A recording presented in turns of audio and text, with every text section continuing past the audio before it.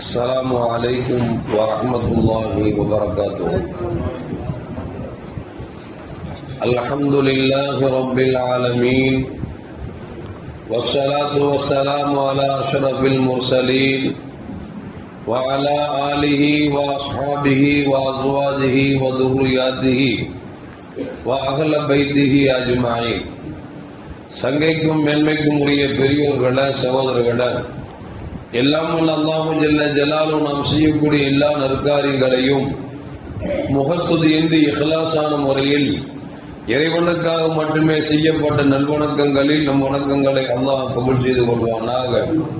நாம் செய்யக்கூடிய வியாபாரங்களிலும் தொழில்துறைகளிலும் நஷ்டமில்லாத ஹலாலான முறையில் ரொம்ப லாபத்தை பெற்று லாபகரமான வாழ்க்கையை கொண்டு தம் தேவைகளையும் தேவை உடையவரின் தேவைகளை நிறைவேற்றக்கூடிய நல்ல பொருளாதாரத்தையும் உள்ள விசாலத்தையும் அல்லாஹ் அனைவருக்கும் வழங்கி அல்வானாக. கஞ்சத்தனம் என்கிற தீய பண்பை விட்டு அல்லாஹ் நம்மை பாதுகாத்துக் கொள்வானாக. நம் கரங்களை என்றென்றும் கொடுக்கும் கரங்களாக ஆக்கி அல்வானாக. யாசிக்கும் கரத்தை விட்டு அல்லாஹ் நம்மை பாதுகாத்துக் கொள்வானாக.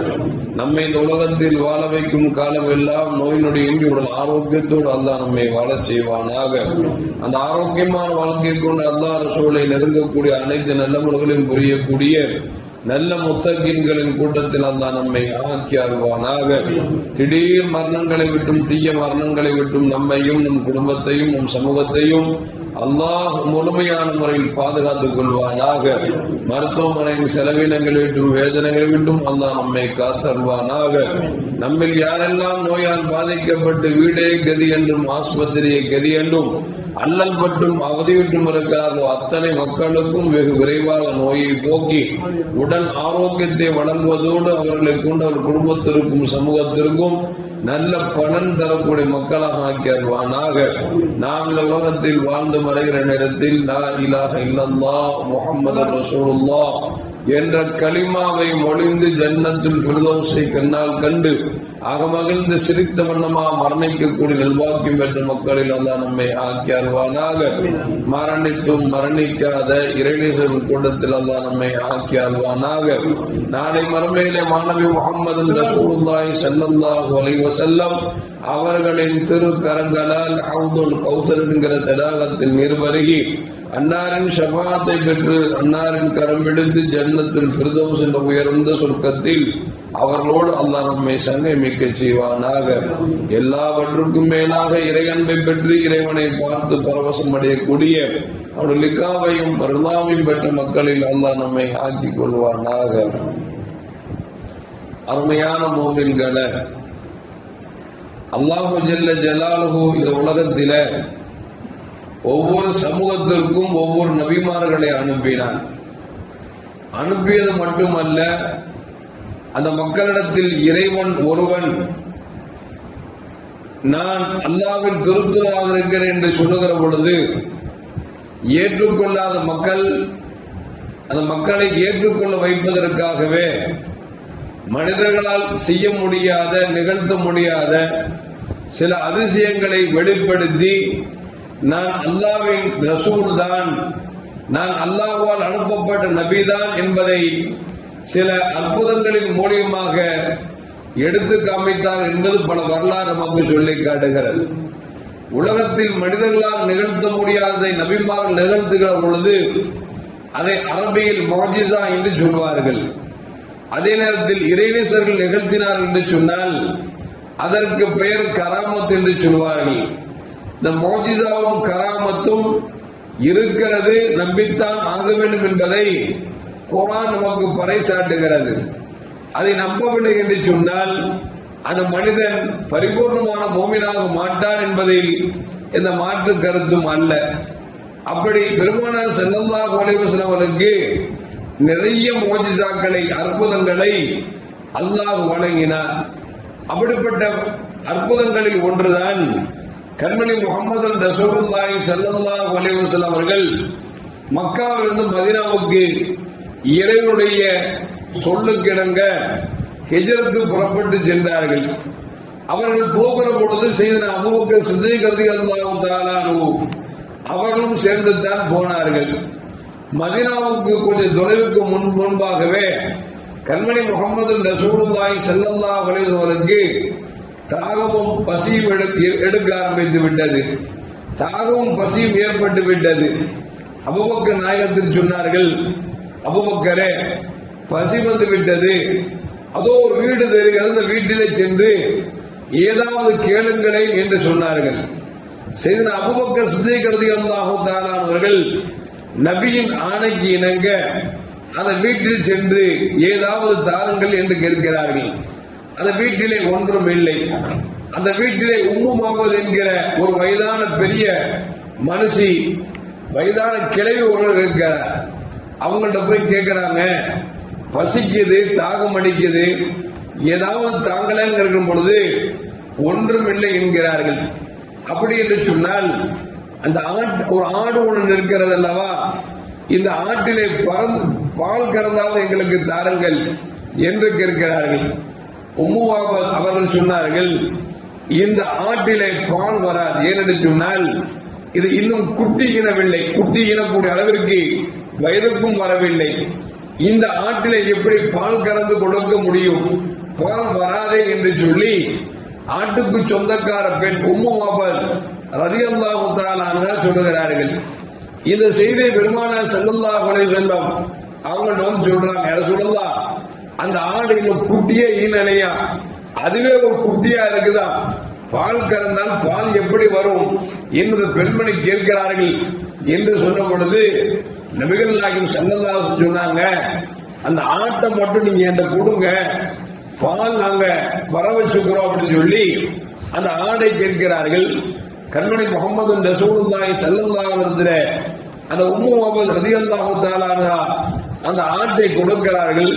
பெருமானார் ஸல்லல்லாஹு அலைஹி வஸல்லம் அவர்கள் குட்டி ஈனாத ஒரு ஆட்டுடைய மடுவிலே பெருமானார் ஸல்லல்லாஹு கரத்தை வைக்கிறார்கள். என்ன ஆச்சரியம், பால் பீரிட்டு பொங்கி வருகிறது. ஒரு பாத்திரத்தை கேட்டார்கள். இந்த பாத்திரத்தில் நிறைய பால் வந்த பிறகு பெருமானார் ஸல்லல்லாஹு கரத்தை எடுத்துவிட்டு கறந்த பாலை உம்மு முஹம்மது அவனத்திலே முதலாக குடிக்க சொல்லுகிறார்கள். அந்த பெண்மணி சொன்னாங்க, உங்களுக்கு அல்லவா பசி எடுக்கிறது, நீங்கள் அல்லவா முதல் குடிக்க வேண்டும் என்று சொல்லுகிறார்கள். நபிகள் நாயகம் ஸல்லல்லாஹு சொன்னாங்க, வயதுல மூத்தவங்க நீங்க, ஆட்டுக்கு சொந்தக்காரங்க நீங்க, அதனால் நீங்கள் முதலாக குடியுங்கள் என்று சொல்லி நபிகள் நாயகம் ஸல்லல்லாஹு அவர்களை குடிக்க வைக்கிறார்கள். அதற்கு பிறகு அபூபக்கர் ரலியல்லாஹு அவர்களும் பெருமானார் ஸல்லல்லாஹு அவர்களும் வயிறு நிரம்ப பாலை குடிக்கிறார்கள். குடித்தால் சட்டியில் பால் காலியாகிவிட்டது. மீண்டும் பெருமானார் சொன்னாங்க, இன்னொரு சட்டி எடுங்க அப்படின்னாங்க. இன்னொரு சட்டி கொடுக்கப்பட்டது. நபிகள் நாயகம் ஸல்லல்லாஹு அவர்கள் தங்கள் பொன்னான முபாரக்கான கரத்தை அந்த ஆற்றின் மடுவிலே வைத்தார்கள். வைத்த மாத்திரத்தில் அந்த பால் சுரந்தது, ஒரு பாத்திரம் நிறைய சுரந்தது. பெருமானார் ஸல்லல்லாஹு சொன்னாங்க, இந்த பாலை தங்கள் குடும்பத்துக்காக வைத்துக் கொள்ளுங்கள் என்று சொல்லிவிட்டு அங்கிருந்து பயணத்தை புறப்பட்டார்கள். புறப்பட்ட பிறகு கொஞ்ச நேரத்திலேயே உம்மு முஹம்மது ரலியல்லாஹு தஆலா அவருடைய கணவர் வீட்டுக்கு வருகிறார். வந்தால் ஏதோ ஒரு கஸ்தூரி வானம் அடிக்கிறது. யாரோ நல்லவர் வந்து போனது போன்று ஒரு தெரிகிறது. கொஞ்சம் அங்கு சுற்றுமுட்டு பார்க்கிறார்கள். ஒரு பாத்திரம் நிறைய பால் இருக்கிறது. இந்த பால் கொடுக்கக்கூடிய அளவுக்கு தன்னுடைய வீட்டிலே ஆடோ மாடோ இல்லை, ஒரு ஆடு இருக்கிறது. அந்த ஆடும் குட்டிய இனவே இல்லை. அந்த ஆட்டிடம் பாலும் வர வாய்ப்பு இல்லை. எப்படி இந்த பால் வந்தது என்று சொல்லி தன் மனைவி உம்மு முஹம்மது ரலியல்லாஹு தஆலா அன்ஹா அவனிடத்தில் கேட்ட பொழுது உம்மு முஹம்மது ரலியல்லாஹு தஆலா சொன்னாங்க, இப்பொழுது மக்காவிலிருந்து மதீனாவுக்கு செல்வதற்காக 2 நபர்கள் வந்தார்கள்.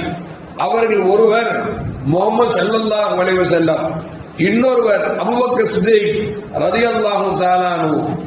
அவர்கள் இருவரும் வந்து பசிக்கிறது என்று கேட்கிற பொழுது ஒன்றுமில்லாத வீட்டில் ஒரு ஆடு மட்டும் இருக்கிறது, அது பாலாவது கறந்து தாருங்கள் என்று கேட்க, நான் பால் வராது என்று சொல்ல அபூபக்கர் நாயகம் ஆட்டை வாங்கி நாங்கள் பாலை வரவைத்துக் கொள்கிறோம் என்று சொல்லி பெருமானாரத்தில் ஆட்டை கொடுத்தார்கள். பெருமானார் ஸல்லல்லாஹு அவர்கள் அந்த ஆட்டின் மடுவில் கை வைத்தார்கள்.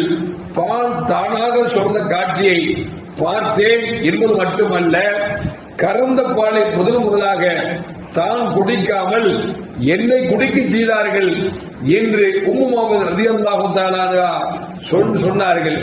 அப்பொழுது கணவர் கேட்கிறாங்க, அவங்க எப்படி இருப்பாங்க அப்படின்னு உடனே உம்மு முஹம்மது ரலியல்லாஹு தஆலா ஒரு பார்வைதான் பார்த்தார். சொன்னார்கள், கண் இப்படி இருக்கும், மூக்கு இப்படி இருக்கும், அவர்கள் தலைரோகம் இப்படி இருக்கும், உடல் இப்படி இருக்கும், அங்க அசைவுகள் அனைத்தையும் அப்படியே கண்ட காட்சியை தன் கணவரிடத்தில் எடுத்துச் சொல்கிறார்கள்.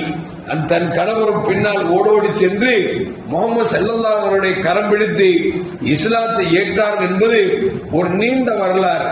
எதற்கு சொல்வார்கள் சொன்ன அருமையான மக்களே, பெருமானார் ஸல்லல்லாஹு அலைஹி வஸல்லம் நிறைய மோஜிசாக்களை அல்லாஹ் கொடுத்தான்.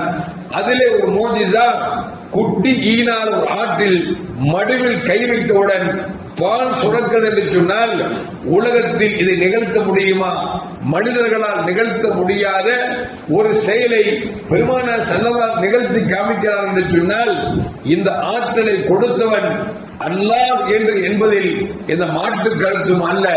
ஆனால் பெருமானார் ஸல்லல்லாஹு மூலமாக வெளிப்படுத்தி இந்த நிகழ்ச்சியை நாம் ஈமான் கொள்ள வேண்டுமே தவிர இது எப்படி சாத்தியம் என்று சிந்தனைக்கு வந்துவிட்டோம் என்று சொன்னால் நம்முடைய ஈமான் பரிபூர்ணம் ஆகாது என்பதை விளங்கிக் கொள்ள வேண்டும். எல்லாம் வல்ல அல்லாஹ் ஜல்ல ஜலாலுஹு நபியை நபியாக பார்த்து சஹாபாக்கள் எப்படி நல்ல பார்வை பார்த்தார்களோ அதுபோன்று பார்த்து ஈமானை அல்லாஹ் நமக்கு வலுப்படுத்தி தந்தருவானாக.